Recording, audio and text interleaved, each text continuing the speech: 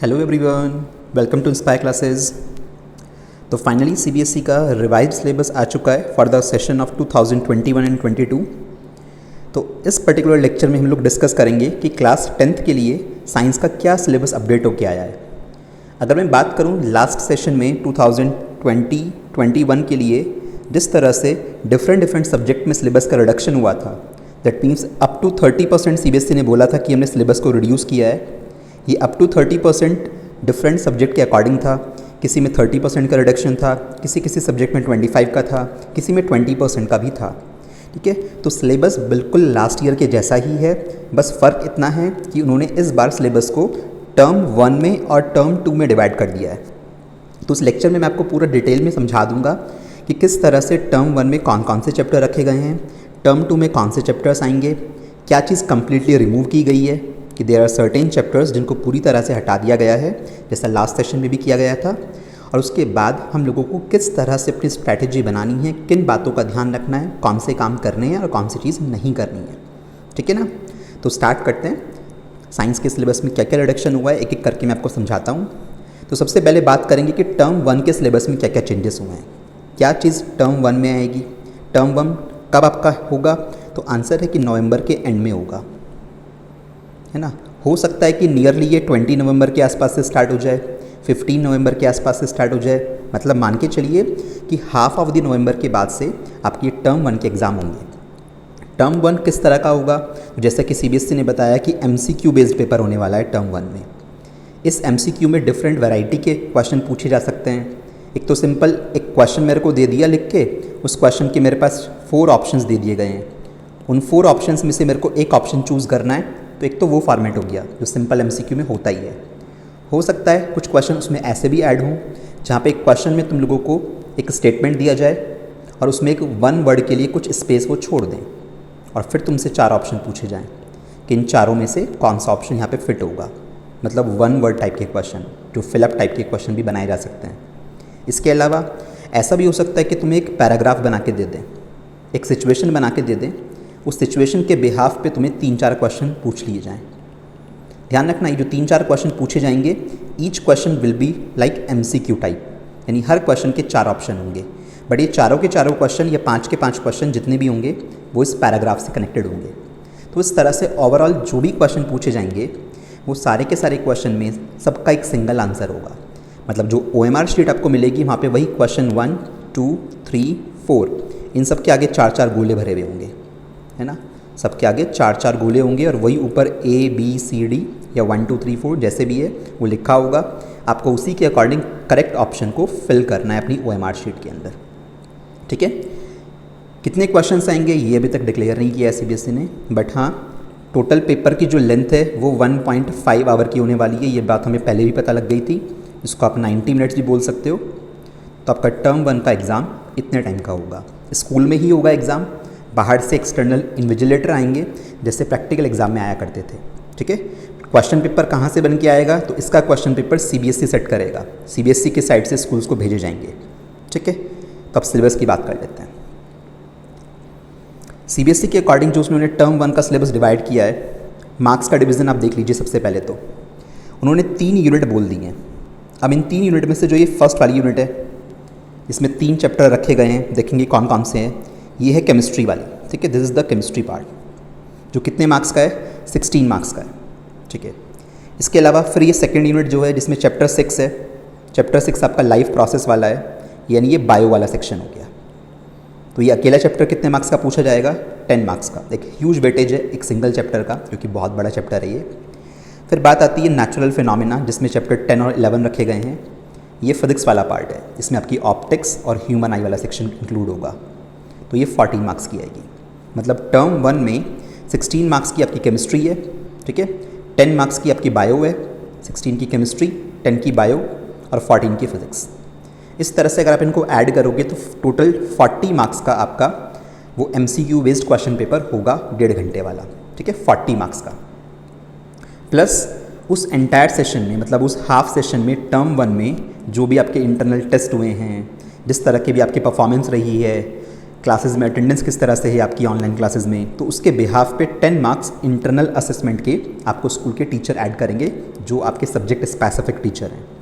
तो 40 मार्क्स का तो आप MCQ बेस्ड एग्जाम दे के आए, ये प्लस 10 मार्क्स आपको जो टीचर देंगे इंटरनल असेसमेंट के, उसको मिला के आपके टर्म 1 टोटल 50 मार्क्स का हुआ। ये टोटल 100 का होता है तो 2 पार्ट में डिवाइड कर दिया, 50 मार्क्स टर्म 1 के हो गए, 50 मार्क्स टर्म 2 के हो जाएंगे अभी आगे जाके। तो अभी तो ये मार्क्स का डिस्ट्रीब्यूशन आप लोगों को समझ में आना चाहिए अच्छे से कि 16 मार्क्स की केमिस्ट्री, ये बायो और लास्ट में इतने का फिजिक्स। अब बात आती है सर चैप्टर एक बार दिखा भी, तो कौन कौन से चैप्टर यहाँ पे आ रहे हैं टर्म 1 में और उनमें से कौन कौन से टॉपिक हटाए गए हैं। जैसा कि लास्ट ईयर हुआ था, टॉपिक बिल्कुल वही हटे हैं जो लास्ट ईयर हटाए गए थे, सेम वही फॉर्मेट है।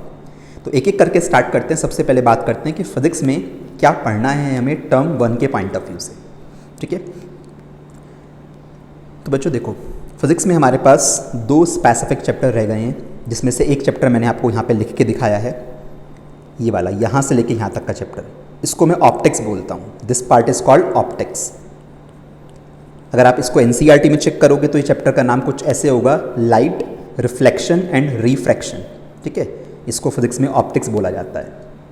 इस ऑप्टिक्स में से कुछ कट नहीं हुआ है, यहाँ से लेके यहाँ तक का सिलेबस ऑप्टिक्स का ही हुआ करता था और ये कंप्लीट ऑप्टिक्स आपके सिलेबस में आ रही है एज इट इज़।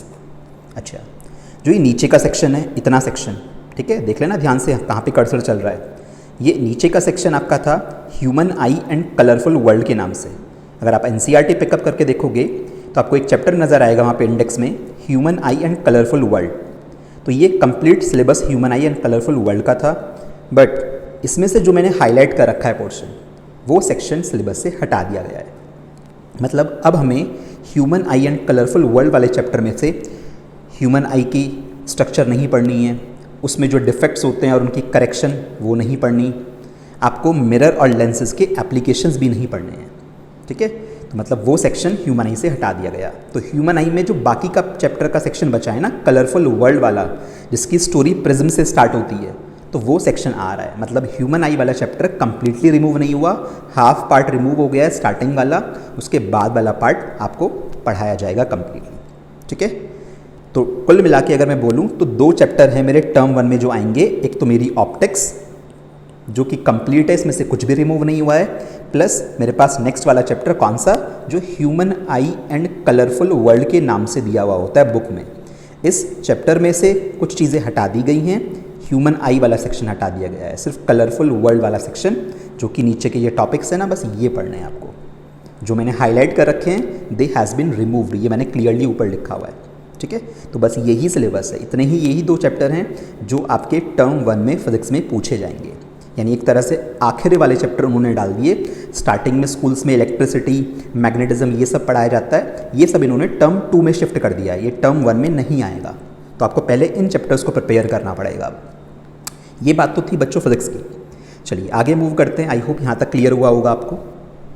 इससे आगे अगर मैं मूव करूँ तो बात आती है केमिस्ट्री की, कि टर्म 1 में केमिस्ट्री का सिलेबस क्या है। तो बच्चों टर्म 1 के अकॉर्डिंग अगर आप देखो तो देयर आर 3 चैप्टर्स जो टर्म 1 में है, स्टार्टिंग के 3 चैप्टर्स। कौन कौन से? वही फर्स्ट चैप्टर केमिकल इक्वेशन और रिएक्शन के नाम से जो होता है NCERT में, कंप्लीट चैप्टर है, कोई भी टॉपिक डिडक्ट नहीं हुआ है, फुल चैप्टर जितना पढ़ाया जाता था हमेशा वही पढ़ाया जाएगा, ठीक है। फिर सेकंड चैप्टर की बात करें, एसिड बेस एंड सॉल्ट, ये भी कंप्लीट चैप्टर आएगा टर्म 1 में, कुछ भी इसमें से रिमूव नहीं हुआ है, कंप्लीट चैप्टर आएगा, ठीक है। फिर चैप्टर 3 केमिस्ट्री का मेटल एंड नॉन मेटल, ये चैप्टर में से कुछ लास्ट के टॉपिक हटा दिए गए हैं। केमिस्ट्री में अगर तुम जाओगे NCERT पिकअप करोगे तो उसमें तुम्हें एक टॉपिक नज़र आएगा मेटलर्जिकल प्रोसेस वाला। यानी वो मेटलर्जिकल प्रोसेस में हमें ये पढ़ाया जाता था कि किस तरह से डिफरेंट मेटल को अर्थ की क्रस्ट में से निकाल के उनको हम प्योर स्टेट में कन्वर्ट करते हैं। तो वो मेटलर्जिकल प्रोसेस हमारे हटा दिए गए हैं वहाँ से, वो आपको नहीं पढ़ना। इसके अलावा इसी चैप्टर में आखिर में था कोरोजन और उसके प्रिवेंशन के बारे में, ये टॉपिक भी रिमूव कर दिया। और वैसे अगर मैं तुम्हें बताऊं कि ये टॉपिक का तो कोई ऐसा इंपॉर्टेंस भी नहीं था, क्योंकि सोचो कोरोजन और रेंसिडिटी वाला टॉपिक तो आप फर्स्ट चैप्टर में ऑलरेडी पढ़ चुके होते हो। फर्स्ट चैप्टर के लास्ट में तुम्हें कोरोजन के बारे में ऑलरेडी पढ़ाया जाता है, तो यहाँ पे इस टॉपिक का होना ना होना एक ही बात थी, ठीक है। तो मेटल एंड नॉन मेटल का पूरा चैप्टर आ रहा है, कुछ टॉपिक्स छोड़ के यहाँ तक ये चैप्टर आएगा। जो हाईलाइटेड पोर्शन है वो हटा दिया गया है, वो नहीं पढ़ना है। मेटलर्जिकल प्रोसेस नहीं पढ़ने हैं, और उसके बाद कोरोजन और ये प्रिवेंशन, ये सब इस चैप्टर में लास्ट में तुम्हें नजर आएंगे, तो ये सेक्शन आपका हटा दिया है। ठीक है, तो जहाँ जहाँ पर भी हाईलाइट कर रखा है वो चीज़ हमारी हट गई है, उसके अलावा हमें सब पढ़ना है।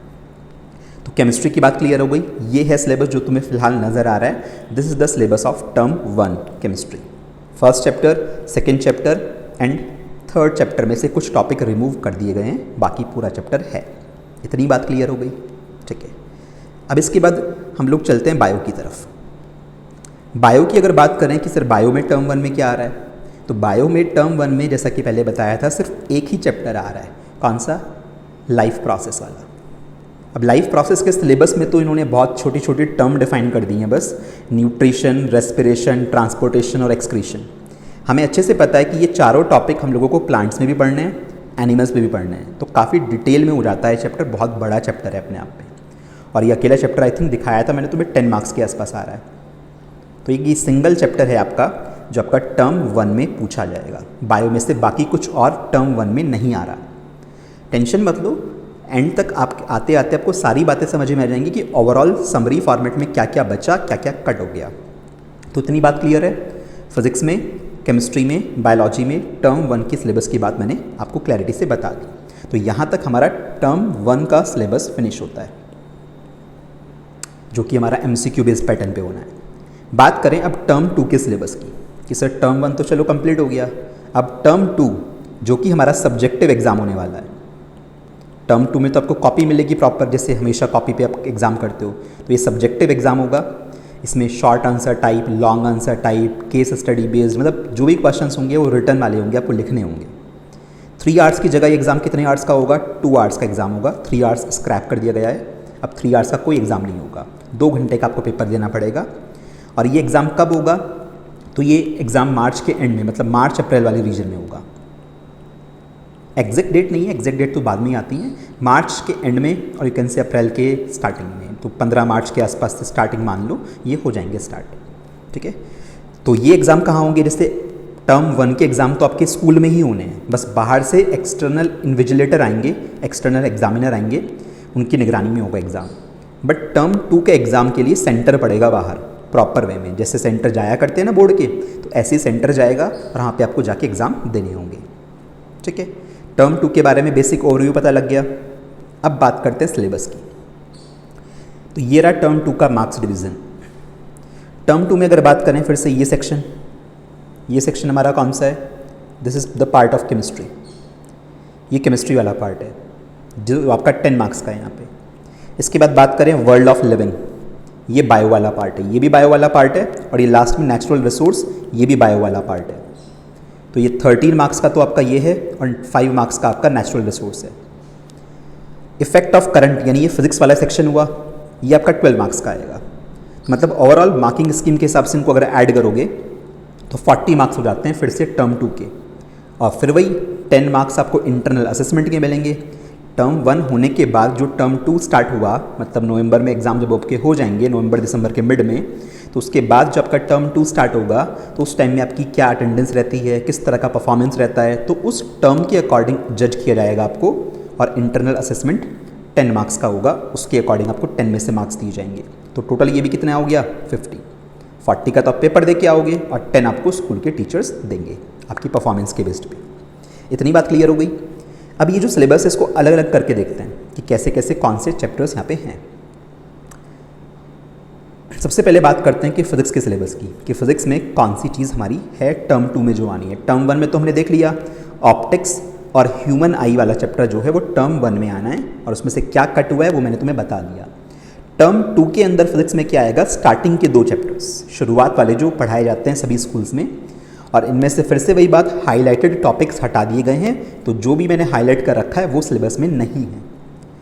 हाँ, तो फर्स्ट चैप्टर जो आप पढ़ते हो इलेक्ट्रिसिटी के नाम से, है ना, इसमें आप क्या पढ़ते हो? ये सारा चैप्टर है इलेक्ट्रिसिटी के नाम से। फुल चैप्टर है, कोई भी पार्ट डिडक्ट नहीं हुआ है, कंप्लीट चैप्टर जैसे आज तक पढ़ाया जाता था, अलॉन्ग विद ऑल न्यूमेरिकल्स। आपको ये बहुत अच्छे से कवर करना है। ठीक है, तो इलेक्ट्रिसिटी वाला चैप्टर टर्म 2 में आएगा। इसके अलावा magnetic effect of electric current, जिसको मैग्नेटिज्म के नाम से बोला जाता है, ये चैप्टर भी आपका टर्म 2 में आएगा। बट इसमें से आखिर के कुछ टॉपिक्स हटा दिए गए हैं। जैसे कि अगर बात करूं कौन से टॉपिक हटे हैं, तो इलेक्ट्रिक जनरेटर नहीं पढ़ना आपको, बस मोटर पढ़नी है। ठीक है, इलेक्ट्रिक जनरेटर नहीं पढ़ना। इसके अलावा डीसी और एसी के कॉन्सेप्ट होते हैं कि डीसी एसी क्या है ये नहीं पढ़ना। इसी के आगे फ्रिक्वेंसी आती है अल्टरनेटिंग करंट की, ये नहीं पढ़नी। एसी डीसी के एडवांटेज नहीं पढ़ने, मतलब वही बात है कि एसी डीसी वाला टॉपिक हटा दिया, पूरा जनरेटर हटा दिया है और डोमेस्टिक इलेक्ट्रिक सर्किट हटा दिया। डोमेस्टिक इलेक्ट्रिक सर्किट में तुम्हें ये बताया जाता था कि घर में वायरिंग कैसे की जाती है, कि घर के बाहर जो पोल होता है, खंबा होता है, उससे घर के अंदर वायरिंग का पूरा सिस्टम किस तरह से होता है। वहाँ पे तुम्हारे पास एमसीबी का कॉन्सेप्ट आता था, miniature circuit breaker, short circuit क्या होता है ना। इसके अलावा ओवरलोडिंग क्या होती है, ये कुछ इंपॉर्टेंट टर्मिनोलॉजी थी। अर्थिंग क्या होती है, ये सारी चीज़ें आपको डोमेस्टिक इलेक्ट्रिक सर्किट के अंदर पढ़ाई जाती थी। तो यहाँ से लेके यहाँ तक का सेक्शन लास्ट ईयर भी ये डिडक्ट हुआ था, तो इस साल भी यही सेम सेक्शन आपको नहीं पढ़ना है। तो लास्ट टॉपिक कौन सा होगा इस चैप्टर के अंदर, फ्लेमिंग का राइट हैंड रूल। बस यहाँ तक का सिलेबस रह गया है, ठीक है। तो ये है आपका टर्म 2 का सिलेबस फिजिक्स के अंदर, 2 चैप्टर्स। अब बच्चों को डाउट हो रहा होगा, सर एक चैप्टर छोड़ दिया आपने, टर्म 1 में भी नहीं आया, वो टर्म 2 में भी नहीं आया। कौन सा, सोर्सेज ऑफ एनर्जी, चैप्टर 3 जो होता है, अगर बात करें पूरा थियोरेटिकल बेस्ड चैप्टर है। तो बच्चों वो चैप्टर पूरी तरह से हटा दिया गया है। लास्ट ईयर भी वो चैप्टर नहीं था सिलेबस में, तो इस साल भी सीबीएसई ने वो चैप्टर रिमूव कर दिया है। ये लास्ट में बताऊंगा, एंड में जब समरी दूंगा कि कौन सा चैप्टर कंप्लीटली रिमूव हुआ है। तो सोर्सेज ऑफ एनर्जी हटा दिया है। टर्म 2 में अगर बात करें तो टर्म 2 का केमिस्ट्री का सिलेबस कैसा है, तो केमिस्ट्री की बात कर लेते हैं। तो देखिए आपको काफ़ी सारा हाईलाइटेड पोर्शन नज़र आ रहा होगा। मैंने क्या बोला, हाईलाइटेड पोर्शन सिलेबस में से हटा दिया गया है, ये वो पार्ट है जो नहीं पढ़ना है, ठीक है। कार्बन कंपाउंड वाला चैप्टर केमिस्ट्री का काफ़ी बड़ा चैप्टर हुआ करता है ये। लास्ट ईयर भी सिर्फ इसमें से ये शुरुआत के कुछ टॉपिक्स थे जो मैं अंडरलाइन कर रहा हूँ। इस बार भी यही टॉपिक्स हैं। आपको कोवेलेंट बॉन्डिंग पढ़नी है कार्बन कंपाउंड के अंदर, फिर कार्बन की जो वर्सेटाइल नेचर होती है वो क्यों होती है, उसके कुछ रीजंस पढ़ने हैं, और फिर एक छोटा सा टॉपिक है होमोलोगस सीरीज़ का, आपको ये पढ़ना है। बाकी IUPAC names, types of reaction, compound का प्रिपरेशन मेथड, वो सब हटा दिया गया है। यहाँ से लेके यहाँ तक सब कुछ कैंसिल आउट है, ठीक है। तो ये चैप्टर पूरी तरह तो नहीं हटाया, बट इस चैप्टर का 80% सिलेबस रिमूव कर दिया गया है, ठीक है। 80% मैं तो ये मान के चलूँगा ये चैप्टर हटा दिया गया। लास्ट ईयर भी नहीं था ये, इस बार भी सेम टू सेम है। सिर्फ ये शुरुआत का 20% तुम्हें पढ़ना है इस चैप्टर से। चलिए, तो ये तो एक चैप्टर हुआ। उसके बाद चैप्टर 5 केमिस्ट्री का chapter 5 periodic classification of element. ये चैप्टर कंप्लीट आ रहा है, इसमें कोई भी टॉपिक हटाया या जोड़ा नहीं गया है, एवरीथिंग इज देयर, ठीक है। तो पूरा चैप्टर पढ़ना है। तो केमिस्ट्री के टोटल 5 चैप्टर्स में से स्टार्टिंग के 3 चैप्टर तो टर्म 1 में आ चुके, जो डिडक्ट हुआ है वहाँ पे वो मैंने तुम्हें बता दिया, और लास्ट के 2 चैप्टर कार्बन कंपाउंड और पेरियोडिक क्लासिफिकेशन ये टर्म 2 में आएंगे, इसमें से कि कार्बन कंपाउंड में बहुत सारी चीज़ें रिमूव हो गई हैं, ठीक है बच्चों। तो आई होप यहाँ तक आपको समझ में आया होगा केमिस्ट्री का सिलेबस आपका टर्म 2 का। बात करते हैं बायोलॉजी की। तो बायो में टर्म 2 के हिसाब से क्या चीज़ है। अब जैसे टर्म 1 में तो बायो का सिर्फ एक ही चैप्टर आ रहा है, लाइफ प्रोसेस, तो बाकी क्या सारा सिर्फ बचा कुचा सब कुछ बायो का टर्म 2 में पूछेंगे, तो आंसर है नहीं। 1-2 चैप्टर तो हटा ही दिए गए हैं, ठीक है। दिखाऊंगा अभी तुम्हें बायो में क्या बचा है टर्म 2 के लिए। तो टर्म 2 की बच्चों बात करें तो बायो में क्या क्या चीज़ें आएंगी।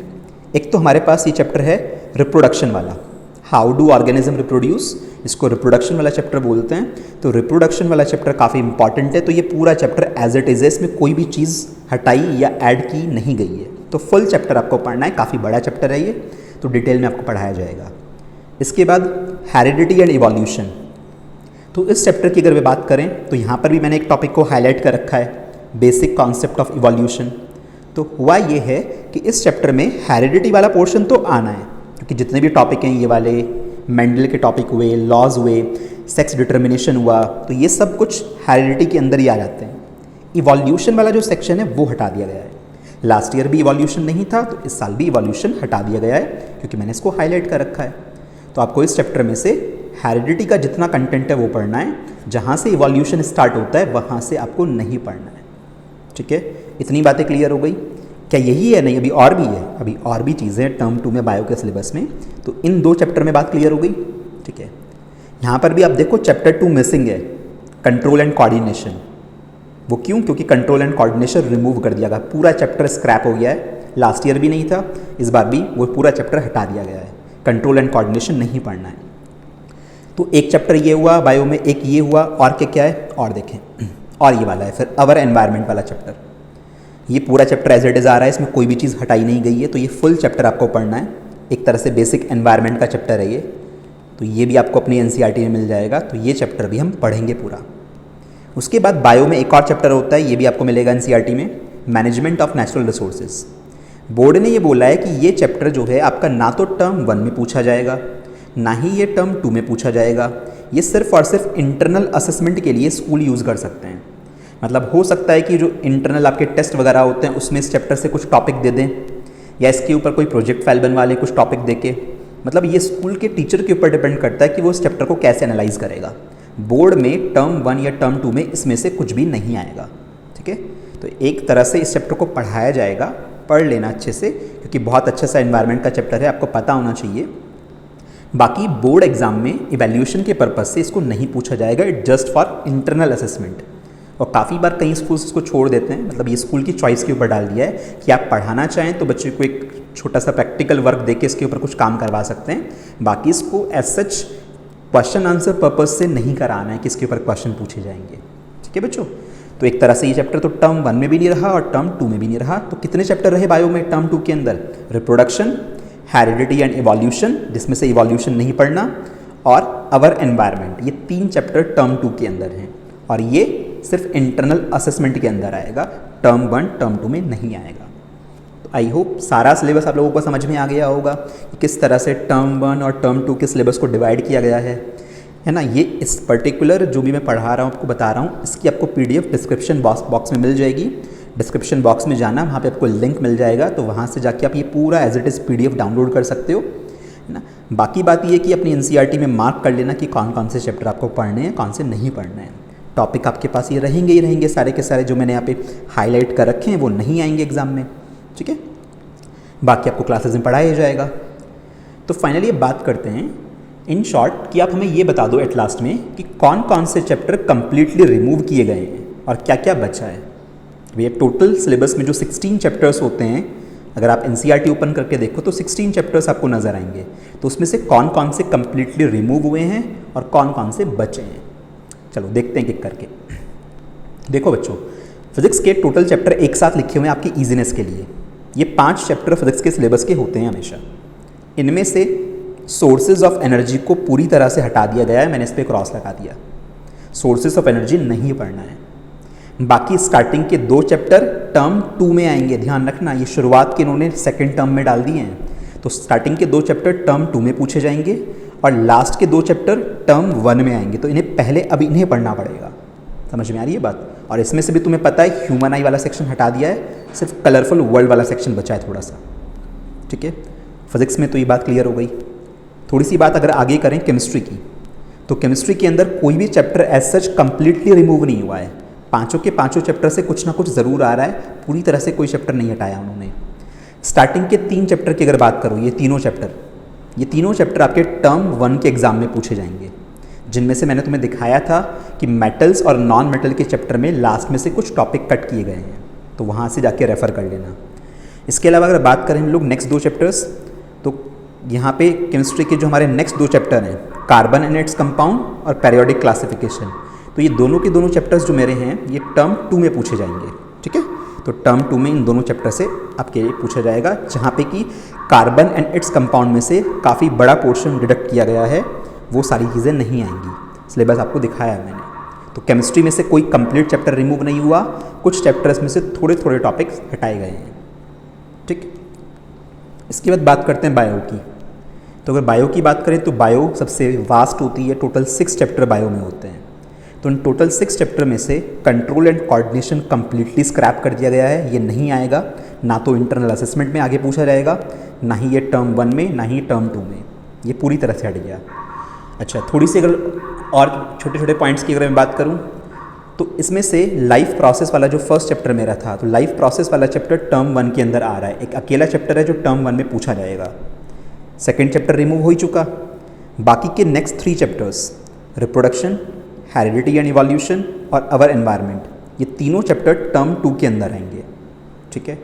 और लास्ट वाला जो चैप्टर है ये ना तो टर्म 1 में है, ना ही टर्म 2 में है, और ना ही ये रिमूव हुआ है, ये इंटरनल असेसमेंट के लिए छोड़ दिया गया है, ठीक है। डिफरेंस समझना, जिन पे क्रॉस लगा हुआ है वो तो कम्प्लीटली स्क्रैप है, वो तो पढ़ना ही नहीं है। इसके अलावा जिनको मैंने लिखा है इंटरनल असेसमेंट में, तो वो चैप्टर सिर्फ और सिर्फ स्कूल के एग्ज़ाम में अगर चाहें तो टीचर पूछ सकते हैं या उसके ऊपर आपसे कोई प्रोजेक्ट फाइल बनवाई जा सकती है, बाकी और कुछ नहीं है उनके ऊपर। तो एज सच अगर देखें तो ये 4 चैप्टर आपके बचे हैं सिलेबस में ओवरऑल, ठीक है। कंट्रोल एंड कोऑर्डिनेशन तो पढ़ना ही नहीं है, और लास्ट वाला थोड़ा सा ओवरव्यू लेना है, तो इसकी देखेंगे जैसे भी होगा, जिस सिचुएशन में भी काम करना है, क्योंकि ये इंटरनल असेसमेंट में आएगा पेपर। बस बात क्लियर हो गई। तो ये था पूरा समरी फॉर्मेट में आपका सिलेबस सारा का सारा, किस तरह से डिस्क्रिप्शन 2 पार्ट में डिवाइड किया गया है, अलग अलग आपको बता दिया गया। अब बात आती है नेक्स्ट वाले पार्ट में कि क्या काम अब करना है और क्या काम नहीं करना है। कुछ चीज़ें ध्यान रखना कि चलो सिलेबस आ गया, अब ऐसा नहीं कि तुमने सिलेबस को डाउनलोड करके रख लिया और बस अब रिलैक्स हो गए। अब आपको इसी स्ट्रैटेजी के अकॉर्डिंग चीज़ें फॉलो करनी है। अभी भी अगर मैं बात करूं तो आपको अपने फोकस पर कॉन्सेप्ट करना है, ठीक है। मतलब अपने जो कॉन्सेप्ट बिल्डिंग है उन पे फोकस कीजिए बहुत अच्छे से, क्या चीज़ें ठीक से सीखनी है, कौन से टॉपिक्स हैं उनको बारीकी से पढ़ने पे फोकस रखिए। टाइप ऑफ क्वेश्चन पे इतना ध्यान नहीं देना है कि इस तरह के क्वेश्चन आएंगे, इस तरह के क्वेश्चन आएंगे, हाँ दैट्स ओके, ठीक है। अब मुझे एक बात बताओ कि अगर आपने बहुत अच्छे से अपने बेसिक कॉन्सेप्ट बढ़िया कर रखे हैं तो किसी भी तरह का क्वेश्चन तुमसे पूछा जाए तो क्या दिक्कत है, तुम किसी भी फॉर्मेट के क्वेश्चन को हैंडल कर पाओगे ना आराम से। बट अगर तुम्हें वो बात पता ही नहीं तो क्वेश्चन चाहे आसान से आसान भी आ जाए तुमसे वो भी हैंडल नहीं होगा। तो जैसे MCQ बेस्ड क्वेश्चन है तो MCQ की कोई अलग से प्रिपरेशन नहीं होती है कि कोई ये बोले कि मल्टीपल चॉइस क्वेश्चन की अलग से तैयारी करवाई जाती है, नहीं। MCQs आपके तभी हैंडल हो पाएंगे जब आपको बेसिक कॉन्सेप्ट ठीक से आता होगा, अपने बारीकी से अपनी बुक्स पढ़ी हुई हैं, तो ही आप मल्टीपल चॉइस क्वेश्चन हैंडल कर पाओगे। भाई MCQ का पैटर्न पहली बार थोड़ी ना आया है, बोर्ड में ये फर्स्ट टाइम है कि पेपर में पूरा MCQ आ रहा है। बाकी कंपटीशन में तो MCQs आते हैं, तो कंपटीशन की प्रिपरेशन कराने के लिए तो कॉन्सेप्ट ही तो पढ़ाया जाएगा वहाँ पर भी। ऐसा थोड़ी ना कि MCQ ही सॉल्व करवा रहे हैं खाली कॉन्सेप्ट पढ़ाए बिना। तो वही बात है कि आपको अपने बेसिक कॉन्सेप्ट स्ट्रॉन्ग रखने हैं, टाइप ऑफ क्वेश्चन पे इतना ध्यान देने की ज़रूरत नहीं है। टाइप ऑफ क्वेश्चन ऑटोमेटिकली हो जाएंगे अगर सॉलिड आपके कॉन्सेप्ट होंगे तो। दूसरी बात, क्योंकि आपको पता है आपका टर्म 1 नवंबर के एंड में होगा स्टार्ट, और हो सकता है शायद ये 10 दिसंबर के आसपास या 15 दिसंबर के आसपास तक चले। तो अगर ये 10 to 15 दिसंबर के आसपास तक चला तो उसके बाद सोचिए टर्म 2 के लिए तो आपके पास काफ़ी कम टाइम रहेगा। भाई हाफ तो आपके पास दिसंबर बचा, इसके अलावा जनवरी बचा, और इसके अलावा फरवरी बचा, क्योंकि मार्च में तो आपके एग्ज़ाम हो ही जाएंगे नेक्स्ट वाले 10 मार्च 15 जब से भी स्टार्ट होंगे, तो 2.5 मंथ्स बचेंगे आपके पास उसके बाद टर्म 2 के लिए। तो इट्स बेटर कि 2.5 मंथ्स में सारी प्रिपरेशन टर्म 2 की ना करके टर्म 2 के कुछ चैप्टर्स आप टर्म 1 में ही कंप्लीट कर लो अपने। 1-2 चैप्टर एटलीस्ट ऐसे हों जो टर्म 2 में आने हैं और आपने अभी टर्म 1 तक ही उसको कंप्लीट कर लिया है और नवंबर के आसपास तक ही उसको आप पूरा कर चुके हो, ताकि आपका टर्म 2 रिलैक्सेशन के साथ निकल सके। अदरवाइज़ 2.5 मंथ में बहुत तेज़ी से आपको सिलेबस कवर करना पड़ेगा और रिवीजन का फिर ज़्यादा टाइम आपको नहीं मिल पाएगा। तो ये एक बेटर सजेशन है कि आप अपना सिलेबस के टर्म 2 के कुछ चैप्टर टर्म 1 में ही कवर करने की कोशिश करें। फिर नेक्स्ट पॉइंट की बात आती है कि अपनी NCERT पे फोकस रखना। ये फिर से बता रहा हूँ, ये गॉड है आपके लिए। जो भी पेपर सेट होगा, जिस तरह की भी वैरायटी पूछी जाएगी, सब कुछ NCERT से ही आना है। छोटी सी फ्रेज पे क्वेश्चन बन जाएगा, मतलब बहुत बारीकी से लाइन टू लाइन NCERT अगर आपकी पढ़ी हुई है तो आप वहाँ पे मास्टर हो। तो अगेन इधर उधर की फालतू किताबें नहीं उठानी, ये पढ़ लिया वो पढ़ लिया। NCERT जब तक आपने कोर प्रॉपरली पूरी नहीं की है तब तक किसी और बुक पे जाने का कोई फ़ायदा नहीं है।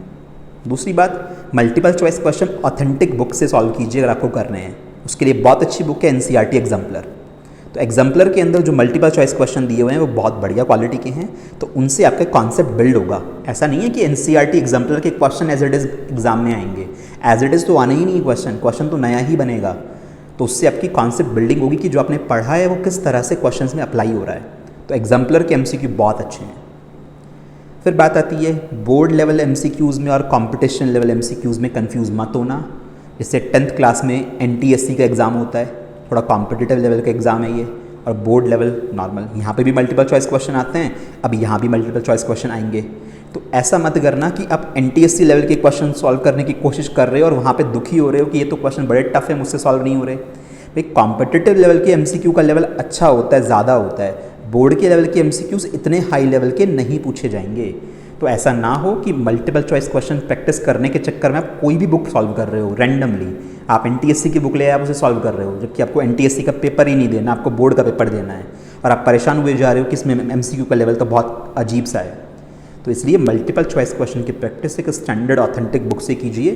और अभी के लिए आपके पास 2 ऑप्शन बेस्ट हैं कि अपनी बेसिक NCERT करो, उसमें भी कई जगह जगह MCQ दे रखे हैं, और एग्जाम्पलर वाली बुक से आप मल्टीपल चॉइस क्वेश्चन प्रैक्टिस कर सकते हो। बाकी कॉन्सेप्ट बढ़िया रखो अपना, तो आप कोई भी चीज़ नहीं आएगी, किसी भी तरह का क्वेश्चन होगा आप सारे हैंडल कर लोगे भाई, ठीक है ना। तो ये पूरा का पूरा एनालिसिस था, जिस तरह से भी चीज़ें आई हैं। अगर और कोई अपडेट आता है CBSE की तरफ से तो आपको बता दिया जाएगा, ठीक है।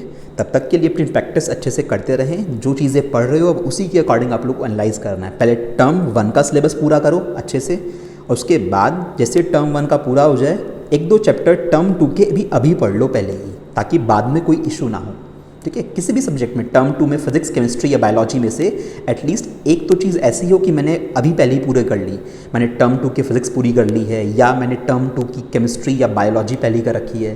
तो आपके लिए टर्म 2 में जो कम टाइम मिलेगा ना, आप वहाँ पर भी सस्टेन कर पाओगे बहुत अच्छे से, ठीक है। तो तब तक के लिए बाय।